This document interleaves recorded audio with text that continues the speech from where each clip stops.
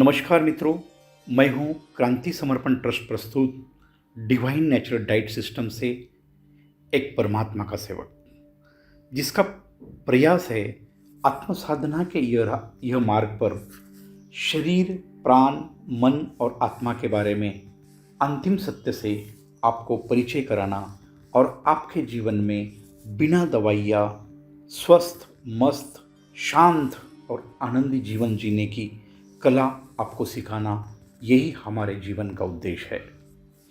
दोस्तों, आज अत्यंत महत्वपूर्ण विषय पर आज हम बात कर रहे हैं। वो विषय है उपवास। यह भाग 1 है और इसके अंदर हम समझने वाले हैं भोजन के प्रकार कितने हैं और जीवनी शक्ति क्या है, और उसके सत्य आज हम समझने जा रहे हैं। मित्रों, यह डिवाइन नेचुरल डाइट सिस्टम के राह पर बहुत कुछ सत्य अभी तक हमने जाने हैं। यह सर्वव्यापी परमात्मा की राह बहुत ही सरल, सहज और सुंदर है। यह आध्यात्मिक गुरुओं ने उसे विकृत करके, मतलब कॉम्प्लिकेटेड करके पेश किया है, जिससे आप ठीक से समझे नहीं, और फिर हम वही गुरुओं को समझने हेतु उनकी गुलामी करते रहे। दोस्तों, अपनी संस्था क्रांति समर्पण ट्रस्ट का मानना है, जो सर्वव्यापी परमात्मा ने 84 लाख योनियों का निर्माण किया है, इसमें से मानव एक है, और सर्वव्यापी परमात्मा का गुण है वह किसी से भेद नहीं करता। इसलिए इस प्रकृति के सत्य आपको समझाते हैं, जो बहुत सरल है, और वह सत्य कड़वे होते हैं, मगर सत्य कड़वा होने के कारण, सत्य होने के कारण आप उसको महसूस कर सकते हैं। मित्रों, उपवास, फास्टिंग, यह हमारी ऋषि मुनि परंपराओं की खोज है। मित्रों, हिंदू धर्म में जो उपवास करते हैं, वह उपवास एक कर्म कांड बन गया है। इसका जो शुद्ध स्वरूप है वह अशुद्ध हो गया है। इसका सत्य आज हम आपको समझाने वाले हैं। मित्रों, भगवान नाम से डराकर लोगों से उपवास कराए जा रहे हैं। गलत मान्यता बन गई है, और जो आज उपवास कर रहे हैं उसका मुख्य उद्देश्य से लोग भटक गए हैं। इससे फायदा तो छोड़ो, नुकसान हो रहा है। यही शुद्ध सत्य आपको आज हम समझाने जा रहे हैं। इसमें मुस्लिम धर्म में रोजा, जैन धर्म की उपवास की बड़ी महिमा है। ये जैन संत 400 दिन तक सिर्फ पानी के सहारे उपवास कर रहे हैं। ईसाई धर्म में भी इसका महत्व है। मित्रों, हमारी मान्यता है, यह धर्म, जात, पंथ, प्रांतवाद, इसमें मानवीय गुरु, मतलब बोल गुरु ने अपने अहंकारवश इसका निर्माण किया है। सर्वव्यापी परमात्मा की राह पर भेदभाव, प्रांत भाव नहीं होता। सारा ब्रह्मांड हमारा घर है, और सिर्फ एक ही धर्म है, और वो है मानव धर्म, ह्यूमैनिटी। कोई किसी से भेद नहीं है। हम सब लोग एक ही है। धर्म जात के नाम पर यह जो सभी परमात्मा की औलाद है, इनमें भेद कर दिया है और एक दूसरों से लड़ा रहे हैं। यह गुरुओं ने असत्य का प्रचार करके मानव जाति को एक दूसरों से अलग किया है। आप जो भी यह सुन रहे हैं, चिंतन करें, मनन करें, और यह असत्य को अपने जीवन से हटा दीजिए। उपवास यह मानव जाति के कल्याण के लिए और सभी धर्म जाति के लिए उपवास का सत्य आज हम आपके सामने पेश कर रहे हैं। मित्रों, उपवास यह शब्द में ही उसका अर्थ छुपा हुआ है। उप मतलब नज़दीक और वास मतलब रहना। उपवास का अर्थ है सर्वव्यापी परमात्मा के साथ रहना, यह इसका अर्थ है। तो दोस्तों, समझते हैं सर्वव्यापी परमात्मा के नज़दीक रहना और खाने का क्या संबंध है। मित्रों, इसके लिए हमें समझना है, भगवत गीता के आधार को लेकर हम समझ रहे हैं 3 प्रकार के भोजन क्या है। प्रथम भोजन है सात्विक भोजन। सात्विक भोजन की सरल व्याख्या है, जो भोजन के ऊपर कुछ भी संस्कार नहीं किया जाता, मतलब अपक्व आहार ही सात्विक भोजन है। मित्रों, सात्विक भोजन यह सन कुक फूड, मतलब परमात्मा ने बनाया हुआ खाना है, और यह खाने में जीवनी शक्ति के रूप में परमात्मा मौजूद होता है। यह खाने से हमारे अंदर की ईश्वरीय शक्ति बढ़ती है, मतलब जीवनी शक्ति से हमारा शरीर किसी भी बीमारी को लड़ने को सक्षम हो जाता है। यह सात्विक अन्न हमें मन शांति प्रदान करता है।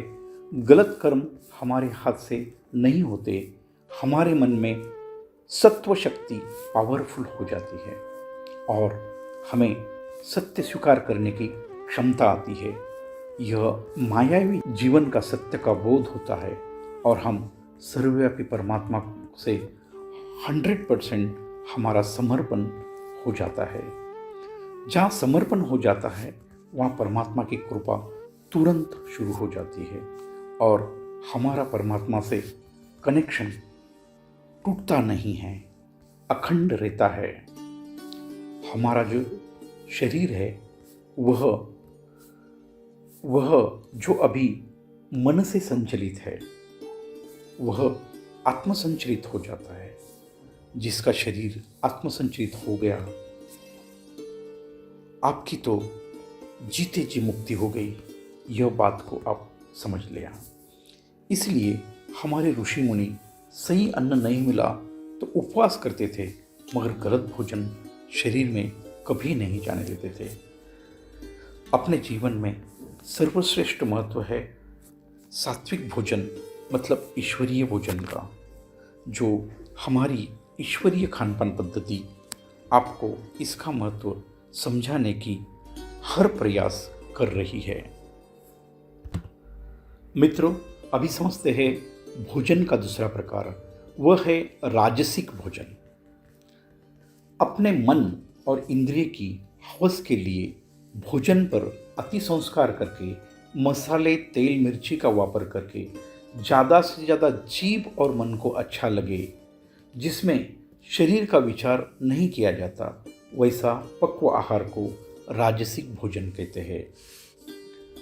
अन्न जैसा मन, जब हम राजसिक भोजन लेते हैं तो शरीर में पित्त विकार बढ़ता है। पित्त बढ़ने से मानसिक संतुलन बिगड़ जाता है और मन अशांत हो जाता है।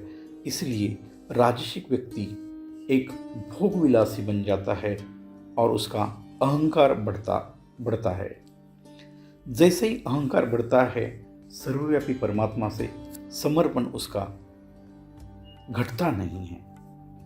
जैसा इंटरनेट का कनेक्शन न होने के कारण हमारे मोबाइल, लैपटॉप, कंप्यूटर में कुछ भी डाउनलोड नहीं होता, वैसे ही सर्वव्यापी परमात्मा से हम दूर हो जाते हैं।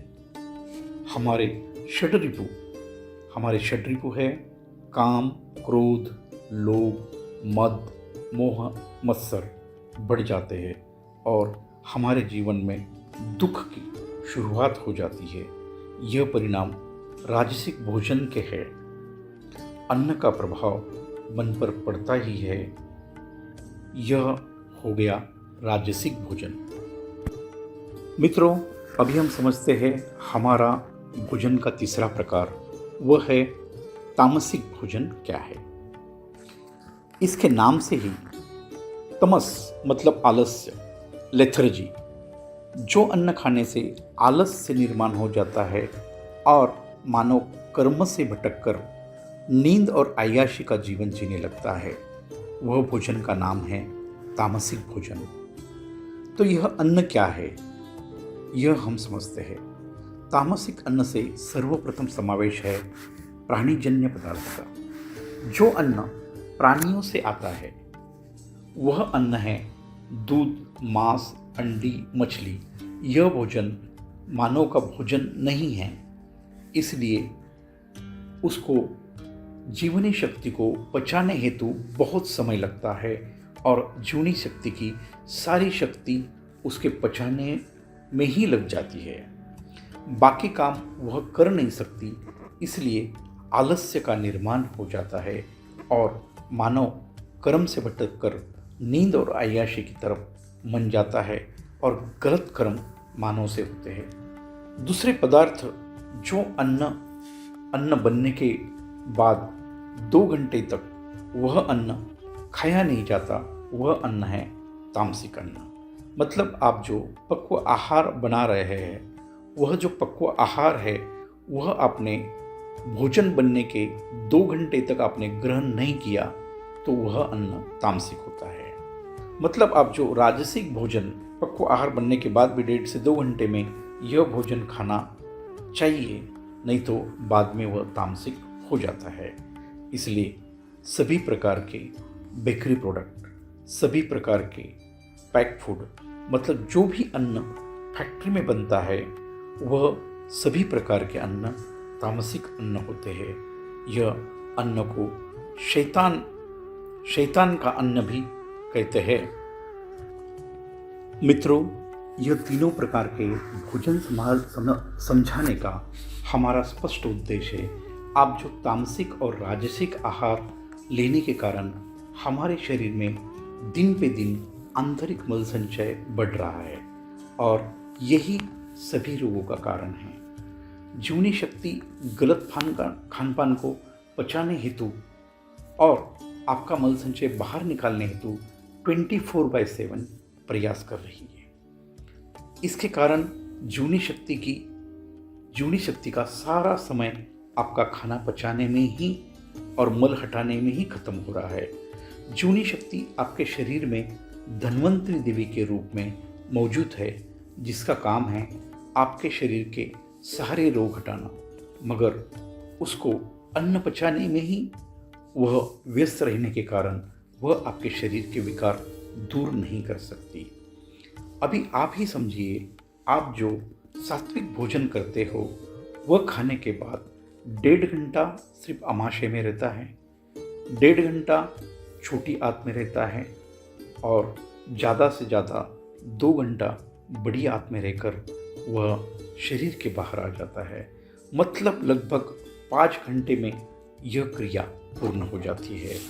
और वही हम राजसिक आहार लेते हैं तो यह अन्न खाने से लेके बाहर निकलने को 18 घंटे का समय लगता है और जो तामसिक अन्न है उसको 72 घंटा शरीर के बाहर निकलने को लगता है।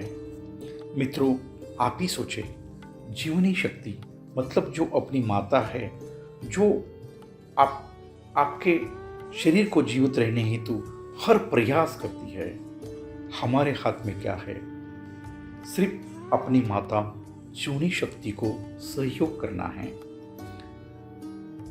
कुछ समय के लिए भोजन अंदर डालना बंद करना है, जिसे हमारी माता जीवनी शक्ति को राहत मिले और वह हमारा शरीर रिपेयरिंग हेतु काम करे। मित्रों, इससे आपको स्पष्ट हुआ होगा, यही कारण है उपवास करने का, हमारी माता जीवनी शक्ति को आराम देना। आप स्वयं हफ्ते में 1 बार छुट्टी ले रहे हो, मगर जीवनी शक्ति को, जो सर्वव्यापी परमात्मा की प्रतिनिधि है, उसको छुट्टी देते हैं क्या? आप खाकर सो जाते हैं, मगर जीवनी शक्ति को 24/7 लगातार खाना पचाने का काम करना पड़ता है। बस इससे ही उपवास का निर्माण हुआ है। संक्षिप्त में, उपवास मतलब जीवनी शक्ति को आराम देना। वह आराम नहीं करती, वह जैसा ही खाना पचाने का से आराम मिलेगा तो वह तुरंत उसका दूसरा कार्य, जो आपके शरीर के रोग को ठीक करना है, वह शुरू कर देती है। आज यहाँ तक ही। उपवास भाग 2 में हम जानेंगे उपवास के प्रकार और फायदे। मित्रों, हमारी यह आत्मसाधना के राह पर यह वीडियो देखते रहे और आपका जीवन तमस से सत्व की तरफ लेकर आत्मकल्याण करे। धन्यवाद। आपका दिन शुभ हो।